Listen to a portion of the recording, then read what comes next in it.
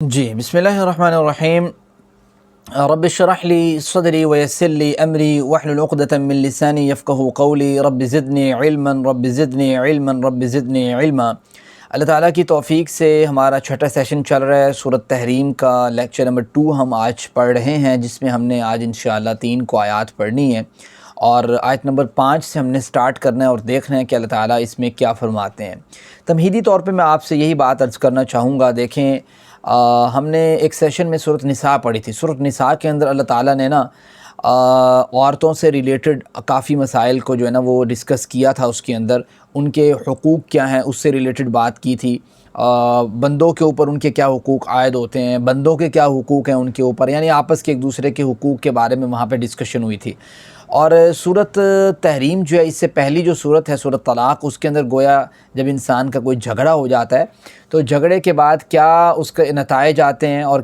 کس طرح معاملات کو ہینڈل کرنا چاہیے، اس کا کچھ پورشن سورۃ بقرہ کے اندر بھی ڈسکس ہے، سورۃ طلاق کے اندر بھی ڈسکس ہے۔ وہ تمام چیزیں جو ہے نا وہ پھر سورۃ طلاق کے اندر وہ چیزیں ہمیں سمجھ آتی ہیں کہ کس طریقے سے ان مسائل کو ہینڈل کرنا چاہیے اور اللہ تعالیٰ کو کتنا ناپسند یہ عمل ہے۔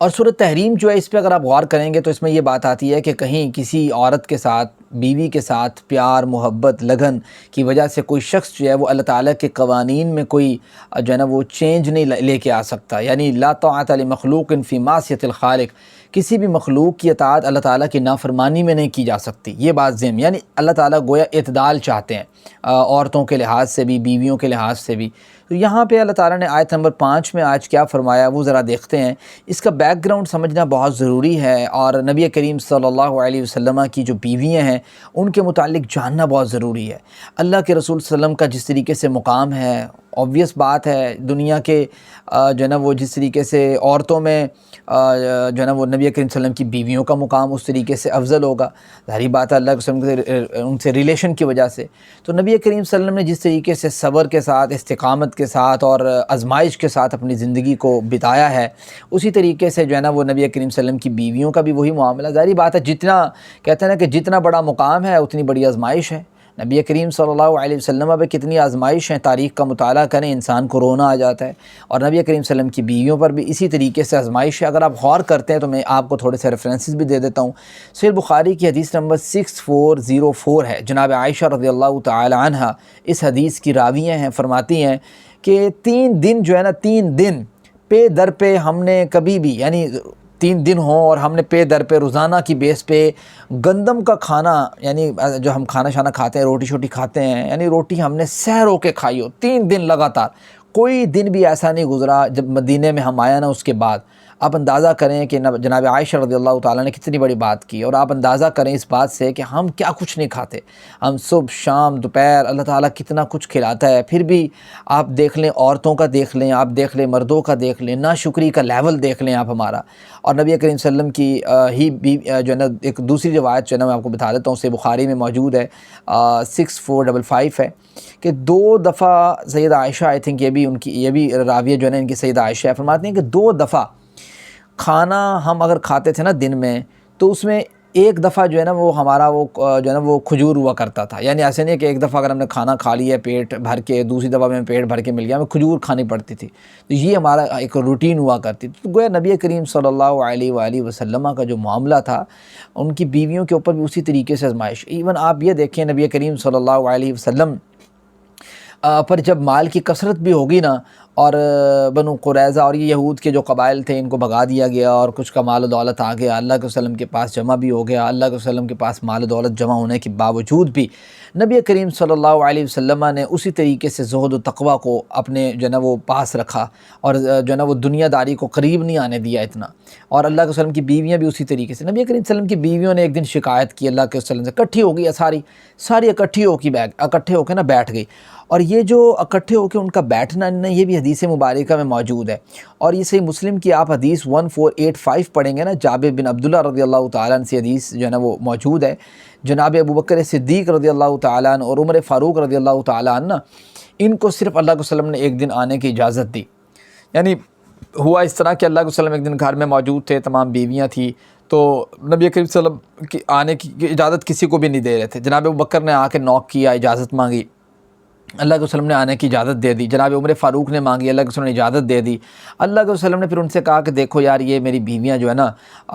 یہ مجھ سے مال و دولت کے طلبگار ہیں کہ ہمیں مال دو، دولت دو، فلاں کرو، یہ کرو، وہ کرو۔ تو جناب عمر فاروق رضی اللہ تعالیٰ تھوڑا سخت طبیعت کے تھے، انہوں نے کہا اللہ کے رسول آپ تو یہ جانتے ہیں کہ فلاں جو میری بیوی ہے، ہم میرے سے جب وہ مال و زر مانگتی ہے، خرچہ میں تو اس کی گردن پہ دبوچ لیتا ہوں۔ تو اللہ کے رسول اس بات میں مسکرائے، اور بعد میں اللہ کے وسلم نے نا بیویوں سے اس معاملے میں تھوڑا سا تنگ ہوئے کہ بیویاں جو ہے نا وہ اس معاملے میں تنگ کر رہی ہیں کہ ہمیں خرچہ دیں، یہ دیں، فلاں دیں، ٹھیک ہے۔ تو نبی کریم صلی اللہ علیہ وسلم نے ایک ماہ قسم کھا لی، اور قسم کیا کھائی؟ اللہ کے وسلم نے کہا کہ میں ایک ماہ تک اللہ کی قسم ان کے ساتھ نہیں ملوں گا، ٹھیک ہے۔ تو یہ جو قسم کھانا ہوتا ہے، اور یہ وہ طلاق والا قسم کھانا نہیں ہوتا، اس کو کہتے ہیں اصل میں عربک ٹرم میں ایلا کرنا۔ تو نبی کریم صلی اللہ علیہ وسلم نے ایک ماہ تک اپنی بیویوں سے بائیکاٹ کر دیا کہ بھائی یہ جو ہے نا وہ مجھ سے دنیا کے مال و دولت کی طلبگار ہیں۔ یہ ایک ماہ تک بائیکاٹ جو تھا نا، یہ صحابہ اکرام کے درمیان اس بات کی جو ہے نا وہ یہ بات پھیل گئی کہ پتہ نہیں اللہ کے وسلم نے نا اپنی بیویوں کو طلاق دے دیا سب کو۔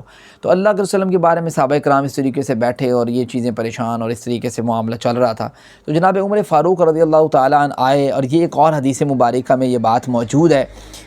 یہ اسی آیت کے شان نزول میں یہ آپ کو بات مل سکتی ہے۔ صحیح مسلم کی حدیث نمبر 1489 ہے، عبداللہ ابن عباس اس کے راوی ہیں کہ نبی کریم، یہ پردے سے پہلے کے معاملات ہیں، نبی کریم صلی اللہ علیہ وسلم کے پاس جناب عمر فاروق رضی اللہ تعالیٰ عنہ آئے، اور اللہ کے رسول کے آنے سے، اللہ کے وسلم کے جو نا ان سے ملنے سے پہلے نا جناب حفصہ و عائشہ سے مل کے آئے، اور ان کو نصیحت کر کے آئے، دیکھو یار یہ معاملہ اس طرح اس طرح اس طرح سمجھایا ان کو، ٹھیک ہے۔ اور پھر نبی کریم صلی اللہ علیہ وسلم جو ہیں وہ ان کے پاس آئے، ان کے نا اللہ کے وسلم کے بالا خانے کے اوپر جہاں پہ نبی کریم صلی اللہ علیہ وسلم رہ رہے تھے اپنی بیویوں سے بائیکاٹ کرنے کے بعد، وہ ایک جگہ تھی، وہاں پہ اللہ کے وسلم نے دہلیز پہ نا اپنا ایک غلام کھڑا کیا ہوا تھا، رباح نامی۔ تو جناب عمر فاروق رضی اللہ تعالیٰ نے جناب رباح سے کہا کہ رضی اللہ تعالیٰ عنہ کہ آپ اللہ کے وسلم سے بتائیں کہ میں عمر آیا ہے۔ تو جناب اللہ کے وسلم نے عمر رضی اللہ تعالیٰ عنہ کو اپنے پاس بلایا۔ تو جناب عمر رضی اللہ تعالیٰ عنہ نے آ کے نا بڑی پیاری بات کی اللہ کے وسلم سے، اور کہا کہ اللہ کے رسول اگر آپ اپنی بیویوں کو طلاق دے چکے ہیں تو آپ ٹینشن نہ لیں، ٹھیک ہے۔ مفہومی معنی یہ ہے کہ اللہ کے رسول اگر آپ نے اپنی بیویوں کو طلاق دے دیا نا تو آپ ٹینشن نہ لیں، آپ کے ساتھ اللہ ہے، ٹھیک ہے، آپ کے ساتھ اللہ تعالیٰ ہے، آپ کے ساتھ اللہ تعالیٰ کے ساتھ اللہ کے فرشتے ہیں، اللہ کے فرشتے بھی ہیں، میں بھی ہوں، ابو بکر بھی ہے، اور مومن بھی ہیں، سارے کے سارے مومنین بھی آپ کے ساتھ ہیں۔ آپ جو بھی ارادہ فرمائیں گے اللہ کے رسول، آپ جس طریقے سے بھی فیصلہ فرمائیں گے ہمیں منظور ہے، ہم اس بات کی ٹینشن نہیں لیتے۔ تو یہ جو جناب عمر فاروق رضی اللہ تعالیٰ عنہ کا یہ جو جملہ تھا نا کہ اللہ کے رسول اللہ آپ کے ساتھ ہے، اللہ کے فرشتے آپ کے ساتھ ہیں، اور میں ابو بکر اور باقی سارے مومنین آپ کے ساتھ ہیں، تو جناب عمر کہتے ہیں مجھے ایسا اندازہ ہوا کہ یہ بات شاید اللہ تعالیٰ کو میری بات قبول ہو جائے، بات مان لے۔ اللہ تعالیٰ نے سیم اسی الفاظ کے ساتھ، آپ کو پتہ ہے جناب عمر فاروق رضی اللہ تعالیٰ عنہ کی موافقت، جو جناب عمر فاروق رضی اللہ تعالیٰ عنہ نے بعض اوقات کوئی بات کی نا، اللہ تعالیٰ نے قرآن بنا کے نازل کر دیا۔ یہ جناب عمر فاروق رضی اللہ تعالیٰ عنہ کی شان ہے، مقام ہے۔ جیسے جناب عمر فاروق رضی اللہ عنہ غزوہ بدر کے قیدیوں کے بارے میں کہا اللہ کے رسول ان کی گردنیں اڑا دیں، یہی بات نبی کریم صلی اللہ علیہ وسلم کو اللہ تعالیٰ نے بعد میں کہی، قرآن کریم اللہ تعالیٰ نے نازل کیا۔ اسی طریقے سے پردے کے متعلق آج جو عورتیں پردہ کر رہی ہیں، شروع اسلام میں پردہ تو نہیں تھا نا، عورتیں پردہ نہیں کرتی تھی، تو جناب عمر فاروق رضی اللہ تعالیٰ نے کہا اللہ کے رسول اچھے برے ہر قسم کے لوگ آپ کے پاس آتے ہیں، تو آپ اپنی بیویوں سے کہیں، ٹھیک ہے، امہات المومنین سے کہیں کہ وہ پردہ کیا کریں، ٹھیک ہے، تو یہ زیادہ بہتر ہے۔ تو جناب عمر فاروق کی ایک رائے تھی، تو اللہ تعالیٰ نے جناب عمر فاروق کی موافقت فرمائی اس معاملے میں بھی۔ تو جناب عمر فاروق رضی اللہ تعالیٰ عنہ کی موافقت اور کئی مقامات پہ ہے، جیسے مقام ابراہیم کے بارے میں۔ اب آج مقام ابراہیم جو ہے وہ مصلی کی جگہ جو ہے وہ کہا کہ جائے نماز وہاں پہ جو ہے نا ہونا چاہیے، وہاں پہ نماز جو ہے نا وہ امام کو کھڑے، تو یہ بھی جناب عمر فاروق رضی اللہ تعالیٰ عنہ کا تھا کہ مقام ابراہیم کو جائے نماز بنایا جائے، تو اللہ تعالیٰ نے اس کو قرآن کریم کا حصہ بنا دیا، ٹھیک ہے۔ یہ چیزیں آپ دیکھ لیں کہ جناب عمر فاروق رضی اللہ تعالیٰ عنہ کی شان اور مقام پر دلالت کرتی ہیں۔ تو جناب عمر فاروق نے وہ جو جملہ کہا تھا نا کہ بھائی اللہ تعالیٰ آپ کے ساتھ ہے اور اللہ کے فرشتے آپ کے ساتھ ہیں، اب یہ دیکھیں، یہ وہ ویسے کا ویسا جملہ آپ کو نظر آئے گا یہ پچھلی آیت میں، فَإِنَّ اللَّهَ هُوَ مَوْلَاهُ، اللہ آپ کا کیا ہے جی، مولا ہے، ٹھیک ہے، اللہ آپ کا ساتھی ہے، اللہ آپ کا دوست ہے، اللہ ٹھیک ہے مددگار ہے آپ کا۔ وہ جبرائیل، اور جبرائیل بھی جو ہے نا، وہ جبریل وصالح المومنین والملائکۃ بعد ذلک ظہیر، یہ ہم نے جو بات پڑھی تھی، اور یہ بات بھی آگے آگی کہ جناب عمر فاروق رضی اللہ تعالیٰ نے جیسے کہا تھا نا کہ اللہ کے رسول اگر آپ نے طلاق دے دی تو آپ ٹینشن نہیں لیں، ٹھیک ہے، حالانکہ اللہ کے رسول نے طلاق نہیں دی تھی۔ اچھا، پھر نبی کریم صلی اللہ علیہ وسلم نے نا الہ کیا تھا، وہ الہ اللہ کے وسلم نا 29 دن کمپلیٹ کر کے نا جو ہے نا وہ آگے جناب عائشہ رضی اللہ تعالی عنہا کے پاس. تو جناب عائشہ رضی اللہ تعالی عنہا نے کہا اللہ کے رسول آپ تو 29 دن ہوئے ہیں، میں تو ایک ایک دن گن رہی تھی. اب دیکھیں نا بیویاں بات کر دیتی ہیں سم ٹائم کہ بھائی جو ہے نا وہ ٹھیک ہے میں رہ لوں گی فلاں کر لوں گی، اور اسی طریقے سے خاوند بھی بعض اوقات کر لیتے ہیں. تو اب بیوی بات کرنے کے بعد پتہ کیا کہتی ہے اللہ کے رسول میں تو ایک ایک دن گن رہی تھی، آپ کو تو ابھی 29 دن ہوئے ہیں اور آپ نے تو قسم کھائی ہے ایک مہینے کی. تو نبی کریم صلی اللہ علیہ وسلم نے کہا مہینہ جو ہے نا وہ 29 کا بھی ہوتا ہے اور مہینہ 30 کا بھی ہوتا ہے. تو یہ مہینہ 29 کا تھا، تو مہینہ 29 کا اللہ کے رسول نے کمپلیٹ کیا. تو سب سے پہلے جناب عائشہ کے پاس آئے. تو جناب عائشہ رضی اللہ تعالی عنہا کو آ کے اللہ کے رسول نے ایک آفر کروائی. وہ آفر جو ہے وہ سورۃ احزاب کے اندر ڈسکس ہے. اللہ تعالیٰ نے موقع دیا، جب ہم سورۃ احزاب پڑھیں گے تو اس میں ہم یہ چیز دیکھیں گے کہ اللہ تعالیٰ نے پھر یہ آفر یہ کروائی کہ دیکھو بھائی یا ایھا النبی، جس میں یہ آتا ہے کہ بھئی اے نبی کی بیویو، ٹھیک ہے، اگر ان کنتن تریدن الحیات الدنیا وزینتها فتعالین امتعکن واسرحکن سراحا جمیلا وان کنتن تریدن اللہ ورسولہ والدار الآخرہ فإن اللہ اعد للمحسنات منکن اجرا عظیما. ایسے کر کے آیات ہیں کہ دیکھو بھئی اگر تم دنیا چاہتی ہو تو تمہیں دنیا جو ہے نا وہ مل جائے گی، جتنا تم مانگو گے تمہیں ملے گا. اس کے بعد نبی کی بیوی تم نہیں رہو گے اور تمہیں چھٹی ہو جائے گی. اور اگر تم اللہ اور اس کے رسول کو چاہتی ہو پھر تمہیں جو ہے نا وہ اسی طریقے سے زندگی گزارنی پڑے گی. پروٹوکول آپ کو قیامت کے دن ایسا ملے گا کہ دنیا رش کرے گی. یہ چیز آپ ذہن میں رکھیں. تو نبی کریم صلی اللہ علیہ وسلم نے یہ دو چوائس رکھی جناب عائشہ کے سامنے. سب سے پہلے تو جناب عائشہ رضی اللہ تعالیٰ عنہ نے کہا اللہ کے رسول میں کیسے جو ہے نا وہ بات کر سکتی ہوں دنیا کی. تو اللہ کے رسول میرے باپ بھی نہیں مانیں گے، میرے والد صاحب بھی نہیں مانیں گے. تو نبی کریم صلی اللہ علیہ وسلم کو جناب عائشہ رضی اللہ تعالیٰ نے کہا میں آپ کے ساتھ رہنا چاہتی ہوں. تو پھر اسی طریقے سے یہی بات باقی تمام بیویوں کو آفر کروائی گئی کہ بھی آپ دنیا چاہتی ہیں یا آخرت چاہتی ہیں یا اللہ اور اس کے رسول چاہتے ہیں. تو سب نے کہا اللہ اور اس کے رسول. تو سب کو جو ہے نا پھر وہیں پہ اللہ کے رسول نے رکھا. تو یہ اس کا بیک گراؤنڈ ہے تمہیدی طور پہ شارٹ ٹائم جو میں آپ کے سامنے ڈسکس کر دی ہے. آئی ہوپ آپ کو یہ بات سمجھ آ چکی ہوگی. اب جب یہ آیات آپ پڑھیں گے تو آپ کو بات کلیئر ہو جائے گی. تو نبی کریم صلی اللہ علیہ وآلہ وسلم جو ہے نا وہ یہ بات کہہ رہے ہیں، اللہ تعالیٰ یہ بات کہہ رہے ہیں کہ عسیٰ، دیکھو امید ہے، قریب ہے، ربہ، اس کا رب یعنی نبی کریم صلی اللہ علیہ وسلم کے جو رب ہیں اللہ تعالیٰ، ان طلقکن، اگر وہ طلاق دے دے تمہیں، یعنی نبی کی بیویوں سے مخاطب ہے نا کہ بھائی قریب ہے کہ اگر نبی جو ہیں وہ طلاق دے دیں تمہیں، ان یبدلہ، کہ وہ بدل کر دے، ازواجن، بیویاں، خیرن، بہتر. یعنی ایسے نہ سمجھو کہ اگر تم بیویاں ہو نبی کی تو تم بدلی نہیں جا سکتی اور تم سے بہتر کوئی بیویاں اللہ کے رسول کو مل نہیں سکتی. ایسا نہیں ہے. تم تنگ نہ کرو نبی کو، اور اگر تم نے یہ کام کیا تو اللہ تعالیٰ اس بات پہ جو ہے نا وہ اختیار رکھتا ہے کہ وہ نبی کی بیویوں کو تبدیل کر دے. اور جب تبدیل کرے تو ان بیویوں کے اندر کوالٹی کیا ہوگی جو اللہ تعالیٰ کی ڈیمانڈ ہے، جو اللہ تعالیٰ چاہتے ہیں کہ ایک عورت کے اندر کیا کوالٹی ہونی چاہیے. اللہ تعالیٰ کہتے ہیں خیرم منکن، تم سے بہتر ہوگی، مسلمات، فرما برداری کے لحاظ سے، مسلمان ہونے کی حیثیت سے. دیکھا نا کہتے ہیں مسلم کو جو ہم کہتے ہیں، اسلام جس کو ہم کہتے ہیں نا کہ مسلمان ہونا، سبمیشن ٹو گاڈ، یعنی اللہ تعالیٰ کو اپنا آپ دے دینا کہ اللہ تعالیٰ جیسے تو چاہے ویسے میں رہوں گی، یہ چیز. تو یہ ہے مسلمات، مسلمان. مومنات، مومنہ عورت، یعنی صرف جو ہے نا وہ ظاہری عبادات پر مشتمل جو ہے نا وہ نہیں ہوں گے کہ ظاہراً تو وہ ہیں اس طرح اور اندرونی طور پہ نہیں، بلکہ مومن عورت ہوں گی. تو یہ اسلام اور ایمان دونوں میں کہیں نہ کہیں تھوڑا فرق بھی آ جاتا ہے سم ٹائم نا. تو اسلام جو ہے نا وہ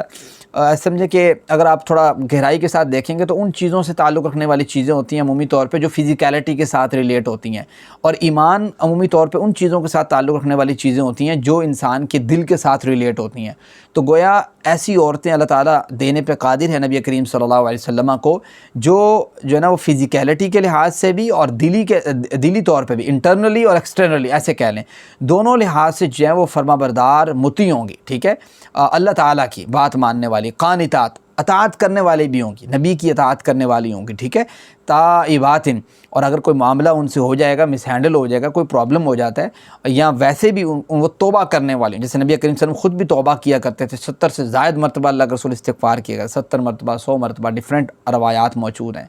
عابدات، عبادت گزار ہوں گی. سائحات، روزہ رکھنے والی ہوں گی. ویسے سائحات کے دوسرا معنی بھی ہوتا ہے. سائحات اگر آپ دیکھتے ہیں تو اللہ کا دین سیکھنے سکھانے کے لیے کوئی شخص جو ہے نا وہ شہر بشہر جو سفر کرتا ہے یا جہاد فی سبیل اللہ کے لیے کوئی سفر کرتا ہے تو اس کو بھی سیاحت ہی کہتے ہیں، ٹھیک ہے۔ ساح یسیح، ساحیہ کا معنی بھی یہی ہوتا ہے کہ پانی جو ہے نا وہ جو زمین پر پھیلا دیا جائے نا اس کو بولتے ہیں۔ تو یہاں پہ معنی یہ ہے کہ بھائی دیکھو،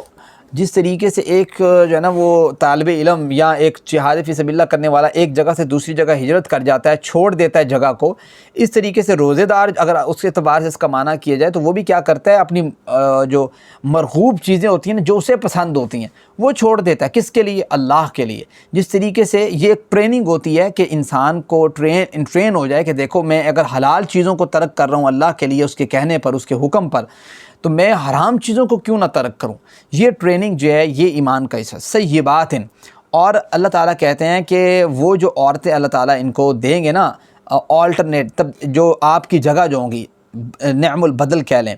وہ شوہر دیدہ بھی ہو سکتی ہیں، یعنی ایسی عورتیں جو طلاق یافتہ ہیں یا بیوہ ہیں۔ نبی کریم صلی اللہ علیہ وسلم کی آپ کو پتہ ہے اکثر بیویاں ایسی ہی تھیں جو طلاق یافتہ تھی، بیوہ تھی، اور جو ہے نا وہ ابکارہ جو ہے نا وہ بکر سے وہ کواری کو کہتے ہیں، ٹھیک ہے، ویجن عورت کو کہتے ہیں، یعنی جو جیسی تھی، یعنی جیسے پیدا ہوئی تھی ویسی ہی ہے، تو وہ اس کو کہتے ہیں ابکارہ۔ یہ ہر وہ جاندار، ہر وہ چیز جو جیسا تھا ویسا ہی ہو تو اس کو جو ہے نا وہ بکر کہتے ہیں، ٹھیک ہے۔ تو وہ ابکارہ یہیں سے ہے، کواری سے، ٹھیک ہے۔ اور یہ ہے، اب یہ کچھ کوالٹیز اللہ تعالیٰ نے آپ کے سامنے بیان کی ہیں کہ نیک عورت کی جو ہے نا وہ اللہ تعالیٰ کو یہ کوالٹیز پسند ہیں کہ عورت کے اندر یہ چیزیں ہونی چاہیے: مسلمات، مومنات، قانتات، تائبات، عابدات، سائحات، سیبات و ابکارا۔ یہ اللہ تعالیٰ کی پسندیدہ جو ہے نا وہ عورتیں ہیں جن کو اللہ تعالیٰ پسند کرتا ہے، جن کے مقامات اور درجات کو اللہ تعالیٰ بلند کرتا ہے۔ اور یہی وہ وجہ ہے کہ جس کی وجہ سے اللہ تعالیٰ نے یہ بات کی ہے، نبی کریم صلی اللہ علیہ وسلم کی زبان نے یہ بات بتائی ہے ہمیں کہ دیکھو جب بھی تم کسی عورت کو پسند کرو نا، عورت کے معاملے میں، تو کہا کہ عمومی طور پہ رویہ اگر دنیا کا آپ دیکھتے ہیں تو وہ اس طرح ہے کہ تنکح المرأة لأربع، کہ لوگ جو ہیں وہ عورتوں کے ساتھ جو نکاح کرتے ہیں ان کی 4 وجوہات ہوتی ہیں۔ لمالہا، نمبر 1، یا تو وہ مال کی وجہ سے کرتے ہیں کہ فلاں عورت کے پاس مال و دولت ہے، یا فلاں عورت کی جاب ہے، یا فلاں عورت جو ہے ان کا بیک گراؤنڈ، یعنی کہ مال و دولت کے لحاظ سے آپ دیکھتے ہیں کہ ان کے والد صاحب، ان کی والدہ، ان کا جو ہے نا عزیز و اقارب بہت مال و دولت والے ہیں۔ یہ چیز بعض لوگ دیکھتے ہیں، مال، ٹھیک ہے۔ ان کا سوال یہ ہوتا ہے نکاح کرنے کے موقع پہ، ہاں بھائی گھر میں کار ہے، یہ کتنی بدتمیزی والا کویسچن ہے، آپ سوچیں، ہاں بھی گھر میں آپ کی یہ چیز ہے، یہ ہے، بھئی یہ کیا کوئی طریقہ ہے پوچھنے کا؟ مطلب آپ پوچھ کیا رہے ہیں؟ یعنی اللہ کے رسول نے اس چیز کو پسند نہیں کیا کہ کوئی بھی شخص کسی عورت سے نکاح کرے تو یہ اس کا سوال ہو کہ ہاں بھئی یہ فلاں مال ہے، فلاں ہے، یا عورت کا کوئی رشتہ جو ہے نا وہ دیکھنے کے لیے مرد کے پاس جایا جائے تو سوال یہ کیا جائے ہاں جس کے پاس یہ ہے۔ تو یہ کوئی معیار نہیں ہے، اللہ کے ہاں یہ کوئی معیار نہیں ہے، مال جو ہے وہ معیار نہیں ہے۔ جب مال معیار بنایا جاتا ہے نا تو پھر بات وہی ہے کہ جو ایکسٹرنلی چیزیں ہی رہ جاتی ہیں، انٹرنلی محبتیں اور پیار نہیں ہوتا۔ تو یہ چیز جو اللہ تعالیٰ کہہ رہے ہیں کہ نبی کریم صلی اللہ علیہ وسلم کی زبان یہ کہہ رہی ہے کہ لوگ جو ہے نا وہ یہ نکاح کرتے ہیں عورتوں کے ساتھ لمالہا، ان کے مال کی وجہ سے۔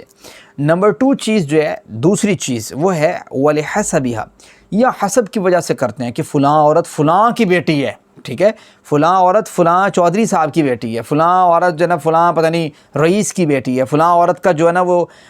نسب نامہ فلاں کے ساتھ ملتا ہے، ٹھیک ہے۔ یہ نسب ناموں کی بیس کے اوپر جو ہے نا وہ بعض لوگ جو ہے نا وہ نکاح کرتے ہیں، شادی کرتے ہیں، عورت کو پسند کرتے ہیں، یہ بھی کوئی معیار نہیں ہے۔ تیسرے نمبر پہ آتا ہے وجمالہا، بعض لوگ جو ہیں کسی عورت کی حسن کی وجہ سے، خوبصورتی کی وجہ سے اس سے نکاح کرتے ہیں کہ فلاں عورت خوبصورت ہے سو نکاح اس سے کر لینا چاہیے، یعنی ان کے ہاں یہ معیار ہے۔ تو اللہ تعالیٰ کہتے ہیں کہ یہ معیار بھی کوئی اصل معیار نہیں ہے، یہ معیار 0.000 کی مانند ہے، ٹھیک ہے۔ اللہ یہ کہ آگے کیا ہے، فرمایا ولدینہا، اور اس کے دین کی وجہ سے بھی بعض لوگ کرتے ہیں کہ اس کا دین کیا ہے، اس کا اخلاق کیا ہے، اس کی تربیت کیا ہے، اس کا مزاج کیا ہے، اس کے معاملات کیا ہیں، اس کے والدین کیا ہیں، اس کے والدہ کیسی، یہ ساری چیزیں وہ ڈیٹیل میں دیکھتے ہیں۔ تو یہ دین کا ایک معیار کا ہے۔ اللہ کے حکم ہے فظفر بذات الدین، دیکھو دین کے معاملے کو تم نے فوقیت دینی ہے، اور اگر دین کا معاملہ ہے تو پھر یہ 1 کے آگے سارے 0 لگاتے جائیں تو یہ ویل اینڈ گڈ ہے، یعنی 1 آپ کا کیا ہے، اور یہ آپ کا ہے دین، اور اگر اس کا حسن ہے تو وہ ساتھ ایک اور زیرو لگا دیں، اگر مثال کے طور پہ اس کا حسب بھی اچھا ہے ایک اور زیرو لگا دیں اس کے آگے، اور اسی طریقے سے اگر جو ہے نا اس کا مال بھی اچھا ہے تو ایک اور زیرو لگا دیں، تو اس طریقے سے وہ 100 ٹائم 1000 ٹائم بہتر ہے۔ یہ چیز سمجھنے میں آتی ہے۔ اگر جو ہے نا وہ صرف دین نکال دیا جائے تو یعنی 1 نکال دیا جائے تو باقی اس کا کوئی معیار نہیں ہے اللہ کے ہاں، یہ چیز ہے۔ تو نبی کریم صلی اللہ علیہ وسلم کی حدیث مبارکہ ہماری رہنمائی کرتی ہے کہ ہم نے کس طریقے سے کسی بھی عورت کے معاملے میں ٹھیک ہے، پک اینڈ چوز کیسا ہونا چاہیے، اور جب اس طرح کا انسان کا معیار ہوتا ہے تو میرے خیال سے اللہ تعالیٰ جو ہے نا وہ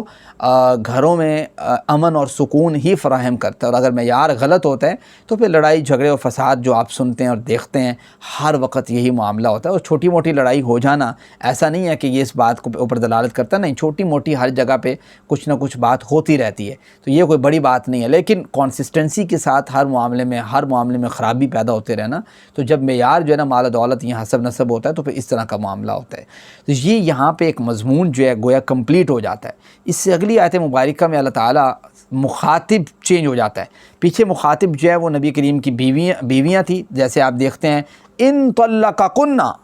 ٹھیک ہے، اگر وہ طلاق دیں، کن تم سب کو، مخاطب کون ہے؟ نبی کی بیویاں۔ یہاں پہ اب مخاطب چینج ہو رہا ہے۔ ورس نمبر 6 کے اندر نا اللہ تعالیٰ کہتے ہیں یا ایھا الذین آمنوا، مخاطب کون ہو گئے؟ اب مخاطب جو ہے وہ ٹرانسفر ہو گئے ہیں سارے کے سارے ایمان والے، جو ایمان لے کے آئے ہیں سارے کے سارے مخاطب ہو گئے ہیں۔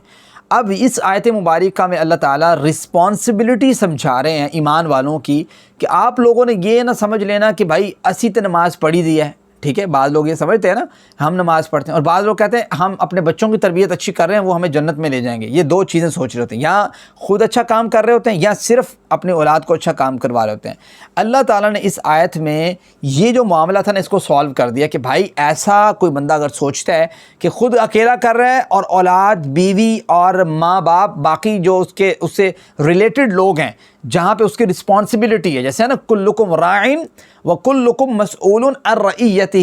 دیکھو ہر ایک تم میں جو ہے وہ رسپانسبل ہے اور وہ اپنی رسپانسبلٹی کے بارے میں پوچھا جائے گا اس سے، ہر ایک نگہبان ہے وہ اپنی نگہبانی کے بارے میں پوچھا جائے گا۔ ایک مرد جو ہے الرجال قوامون علی النساء کے معاملے میں اپنے گھر کا رسپانسبل ہے، ٹھیک ہے، اس کی بیوی اس کے ماتحت ہے، اس کے بچے اس کے ماتحت ہیں، اگر وہ رسپانسبلٹی اچھے طریقے سے ادا نہیں کرتا اور بیوی اور بچوں سے ان کی نماز کے بارے میں، ان کی تربیت کے معاملے میں ان کی گائیڈ لائن ان کو نہیں دیتا اور ان کو اچھے طریقے سے گائیڈ نہیں کرتا اور ان کو اس معاملے میں کیئر نہیں کرتا دین کے معاملے میں، تو یہ خطرے کا باعث ہے۔ اگر وہ کہے میں تے کردا ہوں، اور اسی طریقے سے اگر ان کی تو وہ پوری کیئر کرتا ہے اور اپنی کیئر نہیں کرتا تو اب بھی وہ خطرے کا باعث ہے۔ تو یہ وہ اعتماد کر کے نہ بیٹھے کہ میں نے ایک کو حفظ کروا دیا تو پتہ نہیں یہ مجھے لے جائے گا، نہیں، سب سے پہلے آپ نے اپنی بھی ان پٹ پوری لگانی ہے، آپ نے بھی انرجی اپنی پوری لگانی ہے، اپنے دین کو بھی آپ نے پورا جو ہے نا پرفیکٹ رکھنے کی کوشش کرنی ہے، اینڈ دین آپ نے پھر اللہ کی جو ہے نا وہ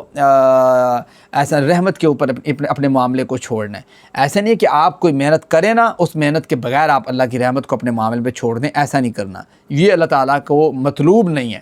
یہ آیت مبارکہ آپ غور سے پڑھیں گے تو یہاں پہ اللہ تعالیٰ ایمان والوں سے مخاطب ہو کے یہ بات کر رہے ہیں، دیکھو قو انفسکم، اپنے آپ کو بھی، اپنے نفس کو بھی بچاؤ، ٹھیک ہے، اپنے نفس کو بچاؤ کس چیز سے؟ وَأَهْلِيكُمْ، اور اپنے اہل و عیال کو بھی بچاؤ، یعنی اپنے نفس کو بھی بچاؤ اور اپنے اہل و عیال کو بھی بچاؤ۔ آپ کی رسپانسبلٹی، آپ کی ایکسیس، آپ کے ماتحت جتنے بھی لوگ ہیں، آپ کا ان لوگوں کے متعلق سوال ہوگا آپ سے کہ آپ نے اس رسپانسبلٹی کو کیسے رن کیا ہے، کیسے چلایا ہے۔ ایسا نہیں ہے کہ تھوڑے کو پوچھا نہ جاوے، یہ ایک حدیث مبارک ہے اور اتنی جامع ہے، کتنے لوگوں کو بیچ میں لے آتی ہے کہ کلکم راعن وکلکم مسئول عن رعیتہ۔ تو کہا کہ دیکھو آپ اپنے آپ کو بھی بچاؤ اور اپنے گھر والوں کو بھی بچاؤ، نارن، آگ سے بچاؤ اپنے آپ کو بھی، اپنے گھر والوں کو بھی۔ وقودها الناس والحجارہ، وہ آگ کیا ہے، کیسی آگ ہے کہ اس کا ایندھن جو ہے نا، بعض ہم یہاں پہ تو ایندھن ہوتا ہے نا ہمارا، لکڑیاں جلاتے ہیں، لکڑیاں ڈالتے ہیں تو آگ اور بھڑکتی ہے، ٹھیک ہے، ایندھن ڈالنے سے آگ کیا ہوتی ہے؟ اور زیادہ جلتی ہے نا، آگ کے اندر اور کنسسٹنسی پیدا ہوتی ہے، آگ کے اندر جو ہے نا اور مستقل مزاجی پیدا ہوتی ہے، آگ مسلسل چلتی رہتی ہے جب ہم ایندھن ڈالتے رہتے ہیں۔ تو یہ جو قیامت کے دن آگ ہوگی نا، اس کا ایندھن جو ہے وہ لکڑیاں نہیں ہیں، اس کا ایندھن انسان ہے۔ جتنے انسان پھینکیں گے اتنی آگ بڑھے گی، ٹھیک ہے، اور جتنی دفعہ ان کی چمڑی کو چینج کر کے، ٹھیک ہے، ڈالا جائے گا اور وہ آگ بڑھے گی۔ والحجارہ، اور پتھر ہیں، علیہا، اور اس آگ کے اوپر، وہ ایسی خوفناک آگ ہے، ایسی جہنم ہے کہ ملائکتن، اس کے اوپر اللہ نے فرشتوں کو مقرر کر رکھا ہے۔ اب وہ فرشتوں کی اللہ تعالیٰ نے 4 کوالٹیز بتائی ہیں، ٹھیک ہے۔ وہ 4 کوالٹیز کیا ہیں؟ غلاظن، سخت دل وہ فرشتے ہیں، اتنے سخت دل ہیں کہ ان کو کسی پہ رحم نہیں آئے گا کہ تسی کہو جی ایسے فرشتے نوں کہوں گے یار 2 منٹ بعد سے باہر کر دی، وہ والا معاملہ نہیں ہے۔ غلاظن، سخت دل فرشتے ہم نے اس کے اوپر مقرر کیے ہیں، ان کو کسی کے اوپر ترس نہیں آئے گا۔ شدادن،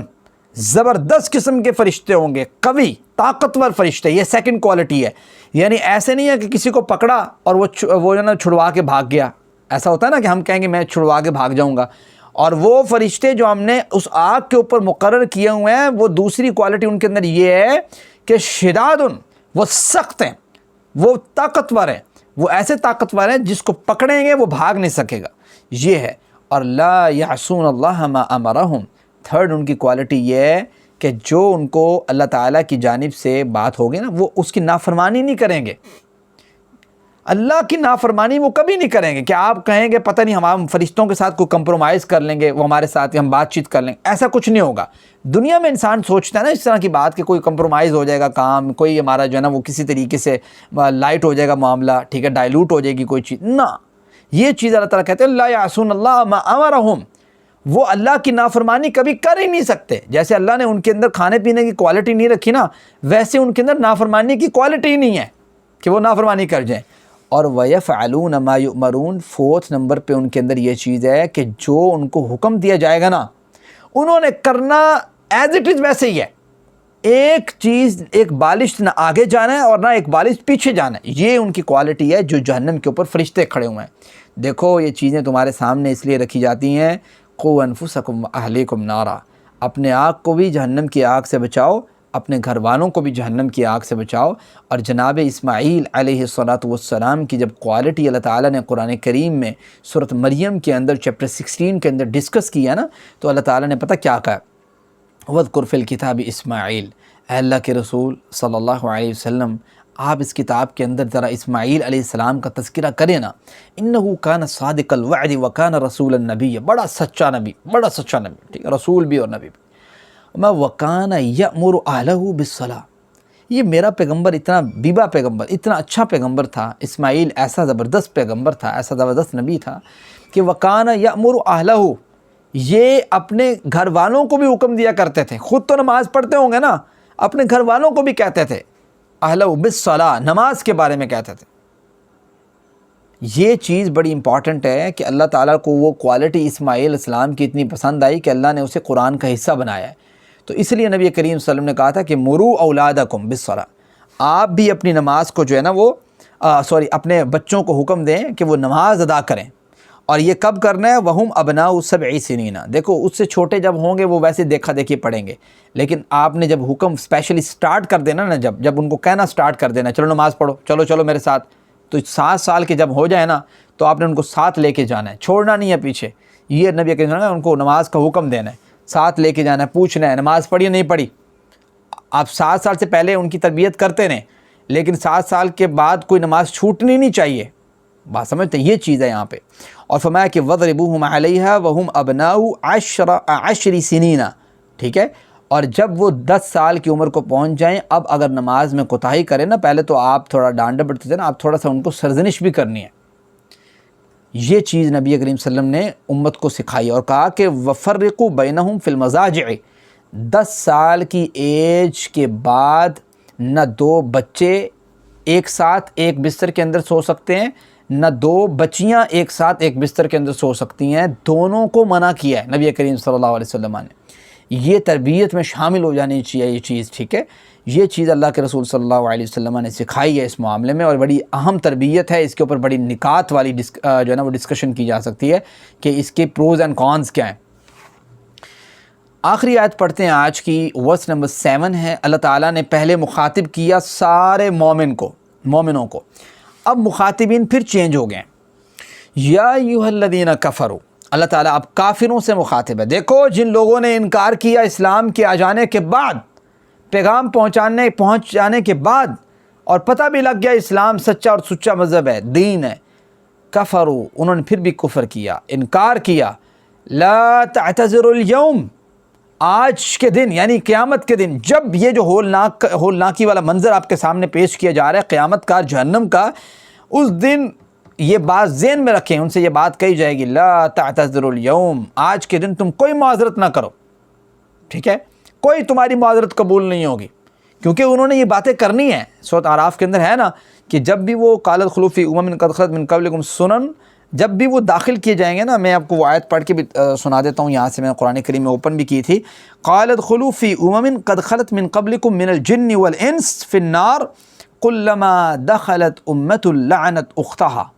کہ جب کبھی بھی یہ لوگ داخل کیے جائیں گے نا جہنم کے اندر، تو یہ کہیں گے اپنی سے پہلی والی جو امت ہوگی نا، لوگ ہوں گے، ان کے اوپر لعنت بھیجیں گے، اوہ انہوں نے ہمیں خراب کیا، انہوں نے ہمیں یہ کیا، فلاں کا قصور ہے، اس کا قصور ہے۔ تو یہ اس قصور جب ٹھہرائیں گے نا، اس کا قصور، اس کا قصور، تو اللہ تعالیٰ کیا کہیں گے ان کو؟ اللہ تعالیٰ کہیں گے لا تعتذروا اليوم، آج تم معذرت نہ کرو، آج تم جو ہے نا وہ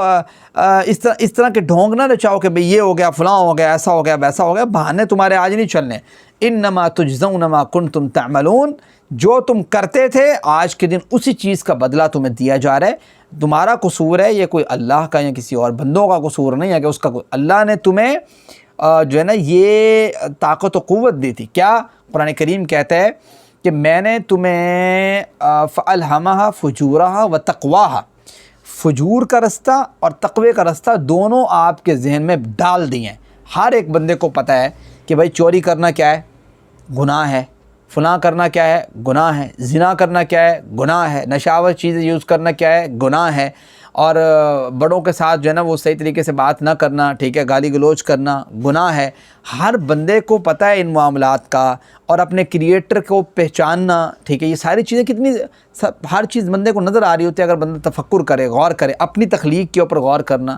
پھر بھی وہ نہ کرے، تو بھائی یہ ساری چیزیں پھر تمہارے اپنے کرتوت ہیں۔ اللہ تعالیٰ کہتے ہیں نا میں نے تمہیں فجور کا بتایا ہے اور میں نے تمہیں تقوی، دونوں چیزوں کا بتایا۔ قد افلح من زکا، کامیاب وہ ہوگا جس نے اپنے آپ کو پاک کر لیا، ان گناہوں سے اپنے آپ کو بچا لیا۔ تو میرے خیال سے آج کا لیسن اتنا کافی ہے، اور آپ لوگوں کو آج کی آیات جو ہیں وہ کافی حد تک سمجھ بھی آ چکی ہوں گی۔ اللہ تعالیٰ سے دعا اللہ تعالیٰ ہمیں صحیح معنوں پہ قرآن مجید کو سمجھنے کی، اس کو آگے پہنچانے کی، اس کے مطابق اپنی زندگیوں کو سنوارنے کی توفیق عطا فرمائے۔